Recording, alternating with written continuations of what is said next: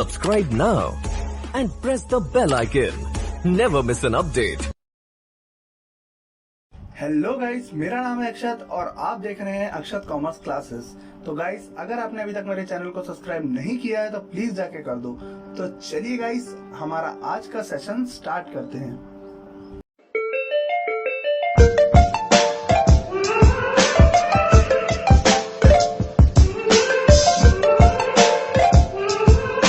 So guys, आज से हम हमारे बिजनेस स्टडीज के फर्स्ट चैप्टर को स्टार्ट करने जा रहे हैं, जिसका नाम है nature and purpose of business. तो गाइस, सबसे पहले मैं आप लोगों को ये बताना चाहूंगा कि बिजनेस क्या होता है। वैसे ज्यादातर लोग ये जानते होंगे कि बिजनेस क्या है, पर इसे डिफाइन करने में लोगों को दिक्कत होती है। तो गाइस, ये बहुत इजी सा कॉन्सेप्ट है।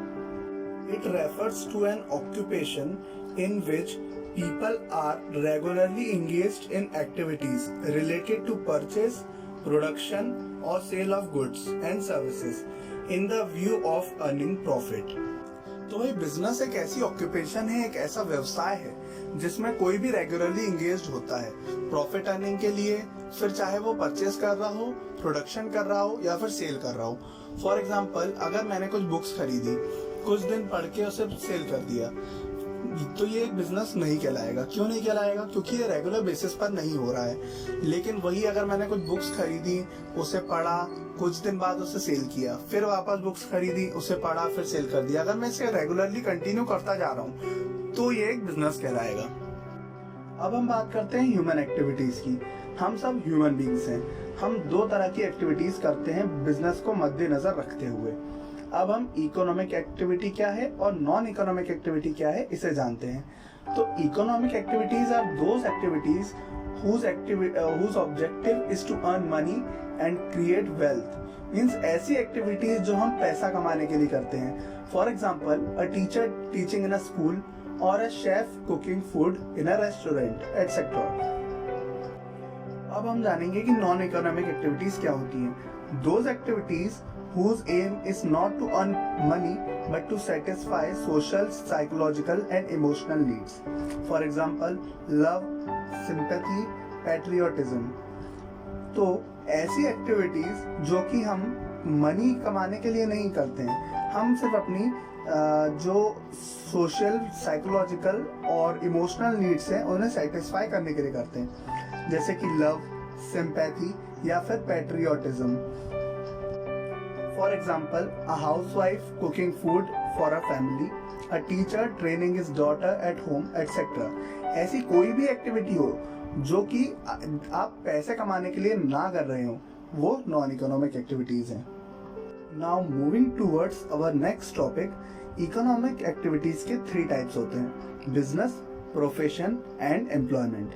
बिजनेस क्या होता है, जो कि मैं आप लोगों को पहले ही बता चुका हूँ। It refers to those economic activities which are connected with purchase, production और sale of goods and services with the objective of earning profit. ऐसी कोई भी एक्टिविटी जो कि आप प्रॉफिट कमाने के लिए करते हैं, वो बिजनेस कहलाती है। For example, fishing, manufacturing goods, mining, production और selling of electronic goods, banking etcetera. Then आता है profession.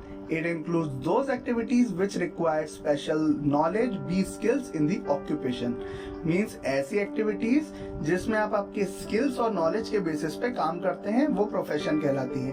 For example, a doctor, lawyer, CA, etc. जो कि अपने profession के base पर काम करते हैं। फिर आता है employment. It refers to the occupation in which people work for others and get remuneration in return.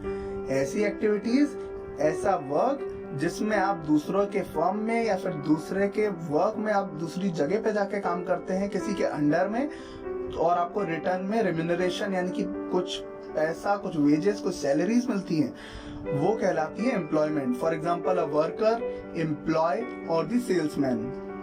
तो फ्रेंड्स, अब बारी आती है हमारे आज के सबसे लास्ट और सबसे इम्पोर्टेंट टॉपिक की बारी, जिसका नाम है कैरेक्टरिस्टिक्स ऑफ बिजनेस।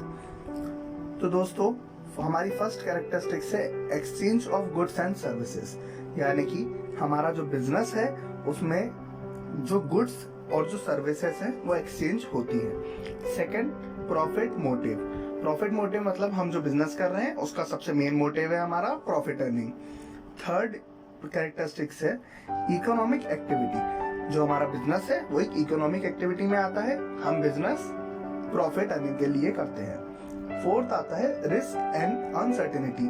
हाँ दोस्तों, ये सबसे मेन टॉपिक है कि जो बिजनेस है उसमें कभी भी रिस्क बनी रहती है कि आपका जो प्रोडक्ट है वो सेल होगा नहीं होगा, मार्केट में चलेगा नहीं चलेगा, एक अनसर्टेन होता है वो। फिफ्थ आता है कंटिन्यूटी ऑफ ट्रांजेक्शंस। हाँ, ट्रांजेक्शन जो भी है आपके कैश के या जिस भी चीज के, तो वो कंटिन्यू मैनर में होते रहते हैं। तो फ्रेंड्स, फिर आता है क्रिएशन ऑफ यूटिलिटी, यानी कि उपयोगिता। देन आता है एंटरप्रेन्योर, यानी कि व्यवसाय। बिजनेस हमारे लिए एक व्यवसाय होता है हमारा। देन एट्थ आता है फाइनेंस। फाइनेंस मतलब कोई भी बिजनेस करने के लिए हमें पैसे की जरूरत होती है, हमें फाइनेंस की जरूरत होती है, वो यहाँ पर बताया गया है। देन नाइन्थ आता है लीगल, कि हमारा बिजनेस लीगल होना चाहिए, लीगल है कि नहीं, हमारा हमने सारे रूल्स फॉलो किए हैं कि नहीं। देन आता है सोशल रिस्पॉन्सिबिलिटी। सोशल रिस्पॉन्सिबिलिटी जो कि हम आगे चैप्टर्स में भी पढ़ने वाले हैं, अभी मैं एक शॉर्ट फॉर्म में बता देता हूँ कि सोशल रिस्पॉन्सिबिलिटी मीन्स हमारे कंज्यूमर्स के, सोसाइटी के, या हम जिससे हमारा सामान ले रहे हैं उनके, किसी के भी प्रति हमारी क्या सोशल रिस्पॉन्सिबिलिटीज होती हैं जो कि हमें फुलफिल करनी होती है, उसके बारे में बताया गया है। तो चलिए फ्रेंड्स, आज के वीडियो में बस इतना ही। अगर आपको वीडियो पसंद आया हो तो प्लीज वीडियो को जाके लाइक कर दीजिएगा। Thanks for watching.